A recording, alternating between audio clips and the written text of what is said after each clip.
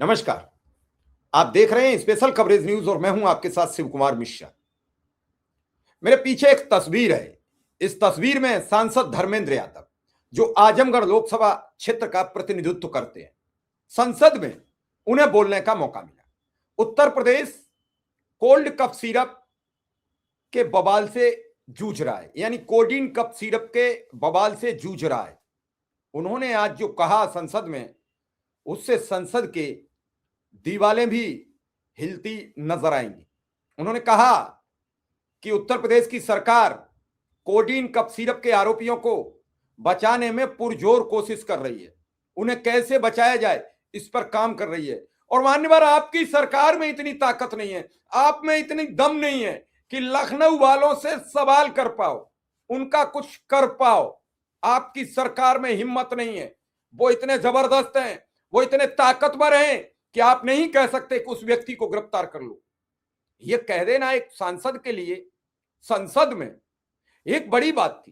पूरा सांसद भवन और पूरे बैठे सांसद आपको बैठे दिख रहे हैं।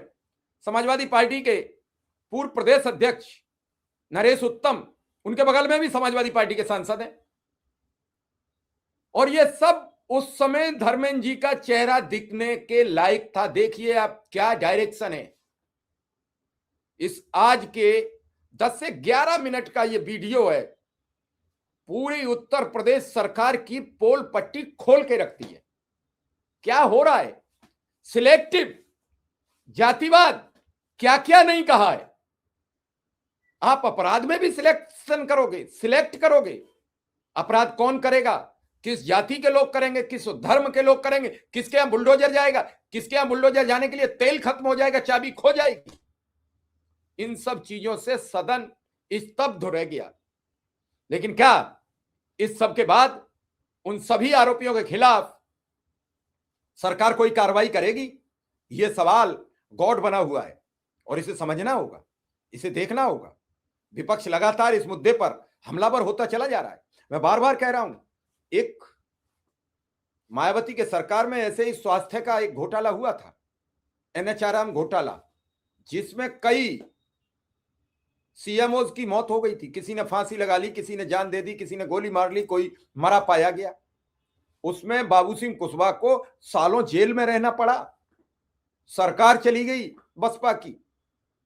और ये codeine cough syrup Uttar Pradesh की सरकार को कितनी मुश्किलात पैदा करेगा, ये सरकार में बैठे लोग अभी नहीं समझ रहे हैं, क्योंकि ये बच्चों से जुड़ा हुआ मामला है। कोडीन कफ का सिरप बच्चे पीते हैं, लगातार लोगों के मौतें हो रही हैं बच्चों की। और इस सब पर खामोशी ये बता रही है कि अपराधी इंटरव्यू दे रहे हैं, अपराधी से संबंधित लोग इधर उधर घूम रहे हैं, उनके वीडियोज आ रहे हैं, सरकार समर्थित पत्रकार शेयर कर रहे हैं। लेकिन क्या इसके बावजूद उन पर कार्रवाई का कोई लगाम लगाने का या कोई कार्रवाई की तलवार लटक रही है? जिसके ऊपर तलवार लटकती है वही डरता है, जिसके ऊपर तलवार नहीं वो डरता नहीं है।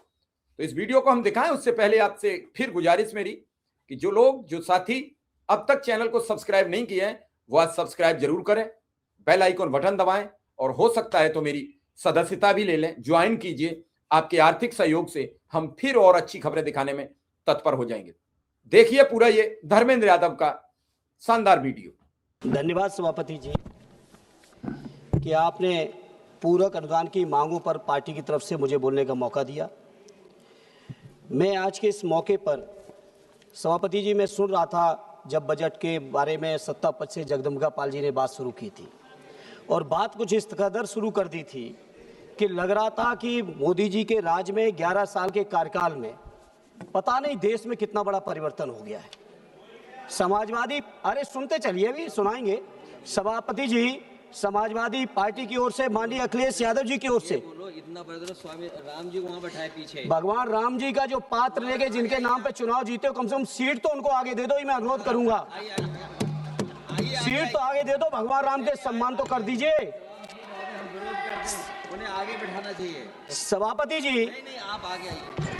सभापति जी, ये अनुपूरक बजट की जब चर्चा शुरू हुई तो सबसे ज्यादा सब्सिडी, यूरिया सब्सिडी के नाम पर बिल बजट मांगा गया और लगातार किसानों के लिए जाने कितनी बड़ी बड़ी बातें की गई। कुछ सच्चाइयों को मैं आपके माध्यम से सदन और सदन के साथ साथ देश के सामने रखना चाहता हूं।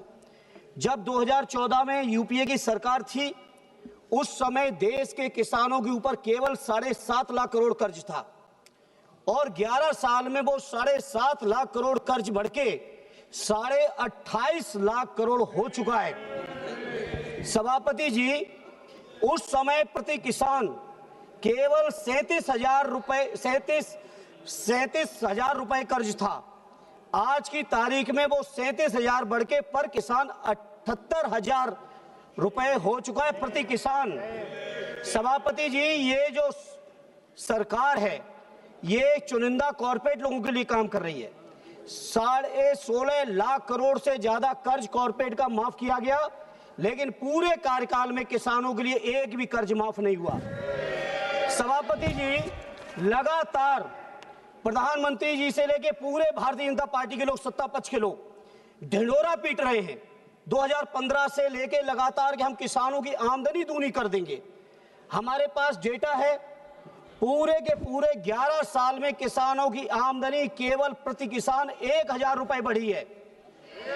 स्वामीनाथन जी के बारे में 2014 में कहा, 17 में कहा, 19 में कहा, 22 में कहा, आज तक स्वामीनाथन जी की सिफारिश रिपोर्ट को लागू नहीं किया है। किसान नहीं है इसलिए नहीं कर। ये सच्चाई है इनकी। सभापति जी, दूसरी बात इन्होंने की रोजगार की। रोजगार के मामले में जो लोग पहले से नौकरी कर रहे हैं, कहीं पेट्रोल पंप पे कोई अगर वो सेल्समैन बना हुआ है, पेट्रोल भर रहा है, कोई घुमचे वाला, तमाम तरीके के सर्वे करा के, फर्जी आंकड़े पेश करके, और अब तो विदेशी संस्थाएं भी यहां तक कहने लगी कि हिंदुस्तान की तरफ से फर्जी आंकड़े पेश किए जा रहे हैं। तो इसलिए सभापति जी, मैं आपके सामने बात करना चाहता हूं। सभापति जी, अगर देश की हालत जो बात करते हैं, तमाम सत्ता पक्ष वाले, जीडीपी मैंने इतनी बढ़ा दी, जीडीपी उतनी बढ़ा दी। आप सोचिए, ग्लोबल हंगर इंडेक्स में हमारा देश 2014 में 55वें नंबर पे था और आज हम 2025 में बात कर रहे हैं तो 102वें स्थान पे पहुंच गया है। केवल 123 देशों में से प्रति व्यक्ति आय घटी है, किसानों का रेट बढ़ा है। लगातार प्रधानमंत्री जी उस समय 2014 से पहले जब बातें करते थे, उस समय के प्रधानमंत्री स्वर्गीय मनमोहन सिंह जी को अपमानित करते थे और उम्र की बातें करते थे, लेकिन जब तक उनका कार्यकाल चला तब तक डॉलर के मुकाबले रुपया केवल 60 था और आज आपके समय में 90 पार कर चुका है। आप सोचो, इस बात को हम किस तौर पे परिभाषित करें। आपने रोजगार की बहुत बातें की, नौजवानों की। सभापति जी, आज हम आपसे जब बात कर रहे हैं, अपनी बात रख रहे हैं, आज ही उत्तर प्रदेश के अंदर जिस आयोग को आपने माननीय अखिलेश यादव जी के कार्यकाल में बदनाम किया, आज उस कार्यकाल, उस आयोग का यह हाल हो गया है। माननीय सभापति जी, उत्तर प्रदेश के अंदर 53 से ज्यादा पेपर लीक होके परीक्षाएं रद्द हो चुकी हैं। पिछले 9 सालों में उत्तर प्रदेश के अंदर और 11 सालों में देश के अंदर कोई भी भर्ती पूर्ण नहीं हुई है। और आज जब हम आपसे बात कर रहे हैं माननीय सभापति जी, इस समय इलाहाबाद के लोक सेवा आयोग में उत्तर प्रदेश के हजारों नौजवान अपनी बात को रखने के लिए, वहां के निमित्ताओं को दूर करने के लिए जब इलाहाबाद के आयोग के सामने खड़े थे, तो आप विजुअल्स, आप महिला हैं, आप संवेदनशील हैं, आप देख के आश्चर्य करोगी कि किस तरह से वहां के नौजवानों को, युवकों को, युवतियों को लाठी चार्ज करके, बाल पकड़ के घसीटा जा रहा है। अमानवीय व्यवहार आज प्रयागराज और इलाहाबाद में हो रहा है। सभापति जी, बहुत बातें की बेरोजगारी को दूर करने की। अरे सुन लो, सुन लो, हर साल 2 करोड़ रोजगार देने की बात आपने की और 2 करोड़ रोजगार देने के बाद सभापति जी, साल दर साल मेरे पास डेटा है और आज की तारीख में आजादी से लेके अब तक अगर बेरोजगारी की दर कभी सबसे ज्यादा बढ़ी है तो आज हमारे देश में 8% से ज्यादा बेरोजगारी की दर आज बढ़ी हुई है।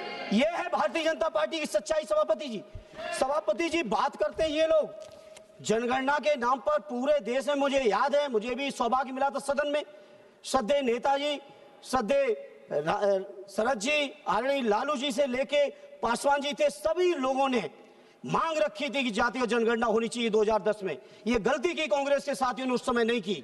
लेकिन इस समय जब एनडीए की सरकार ने वादा किया है, मैं स्वीकार कर रहा हूं वादा किया है, लेकिन वादा तेरा वादा, कोई वादे पे भरोसा नहीं रहा।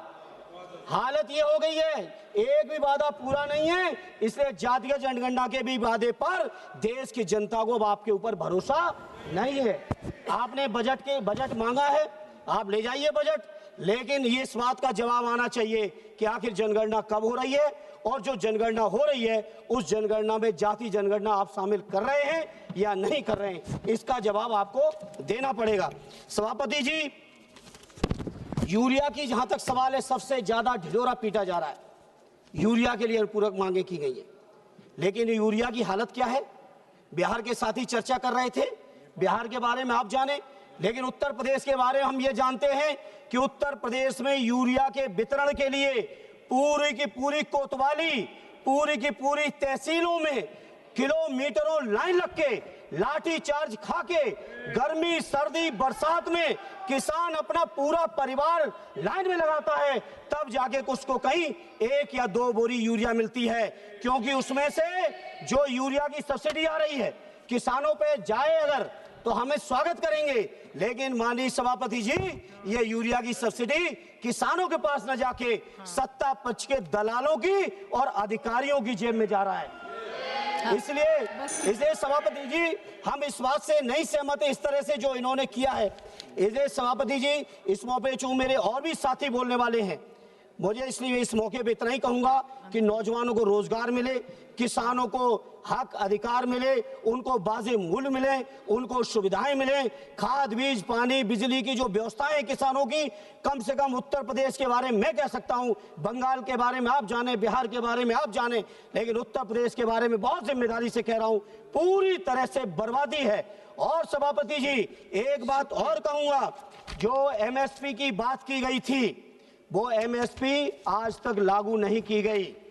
और तो और सभापति जी, पहले भी सदन में उठाया हूं, आज फिर दोहरा रहा हूं, बच्चों को दवाएं भी मिलावटी दी जा रही, जहर बेचा जा रहा है। और एक लास्ट सभापति जी, शुक्रिया, पूरी की पूरी भारतीय जनता पार्टी की उत्तर प्रदेश सरकार दवाई, जहरीली दवा बेचने वाले, कफ सिरप बेचने वालों को बचाने पे लगी हुई है। आपकी ईडी, आपकी सीबीआई, आपका इनकम टैक्स केवल विपक्षी नेताओं के लिए है, लेकिन जो लोग डकैती डाल रहे हैं उनके लिए कहीं आपकी हिम्मत नहीं है, क्योंकि आपको एहसास है कि अगर आपने ढंग से कार्रवाई कर दी तो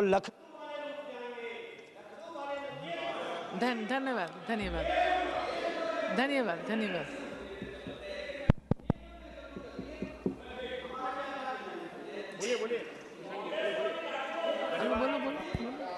सभापति महोदया,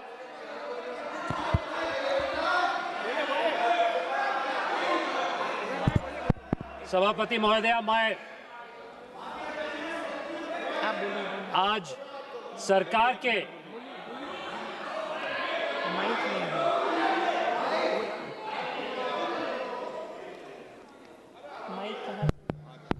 सभापति जी, लखनऊ वाले बचाने में लगे हैं, दिल्ली वाले कुछ कर नहीं रहे हैं, और दिल्ली वाले डर रहे हैं कि लखनऊ वाले कहीं रूठ न जाएं। कोई रूठे कोई मने, हमारी इस मौके पे मांग है कि जो बच्चों के ऊपर, जिन्होंने बच्चे मरे जहरीली दवाओं से, उन पर कठोरतम कार्रवाई करके उनको सजा मिलनी चाहिए। और अध्यक्ष जी, कम से कम नए नए अध्यक्ष बने, बधाई लेते हुए यही नेक काम करके दे दीजिए, यही नेक काम कर दीजिए, तो कम से कम उत्तर प्रदेश के वो बच्चे जो मरे, उनके परिवारों को, दिलों को कहीं ना कहीं सुकून इस बात का मिलेगा कि आपने कार्रवाई कर दी। बहुत बहुत धन्यवाद सभापति जी, आपने टाइम दिया, बहुत बहुत धन्यवाद। आपने देखा, धर्मेंद्र यादव ने सरकार की पोल पट्टी अपने इस वीडियो में खोली है, और आप उनकी इस सवालों से, आप उनकी इस तकरीर से, आप उनके इस विचार से कितना प्रभावित हैं, हमें जरूर बताएं। क्या आप उनके किए गए सवालों से सहमत हैं या असहमत हैं? हमें खुलकर बताइए। आपका आभार, धन्यवाद, नमस्कार।